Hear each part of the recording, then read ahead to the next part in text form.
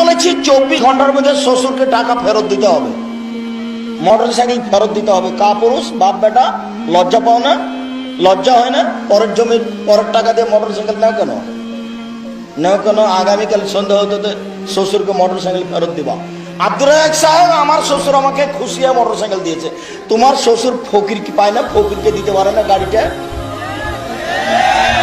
বাপ বেটা ভিক্ষে করে খাও, বাপ বেটা ভিক্ষে করে খাও, লজ্জা হয় না? ওই যে তোমার বাপ পাশে বসে আছে, দেখো দেখো, বাপ বেটা তাকাও, পরস্পর তাকাও। বাপ আল্লাহ, আব্বু আব্দুর রাজ্জাক সাহেব আমাদেরকে ভিক্ষা করে খেতে বলছে।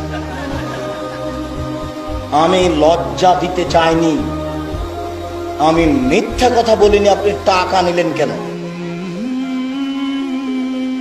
আমি ভিক্ষা করতে বলিনি। ভিক্ষা করব কেন?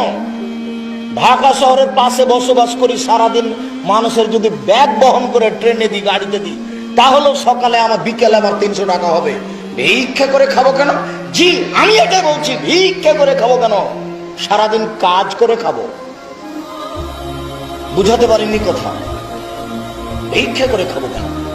তবে শ্বশুরের কাছে টাকা নিয়ে ওই টাকা দিয়ে চাউল কিনে ভাত খেয়ে ইবাদত কবুল হবে না। ভিক্ষা করা টাকা দিয়ে চাউল কিনে ভাত খেয়ে ইবাদত কবুল হবে। 20 বছর থেকে বলে আসছি, দেখি কোন মায়ের বেটা কথা এভাবে উল্টে ধরতে পারে।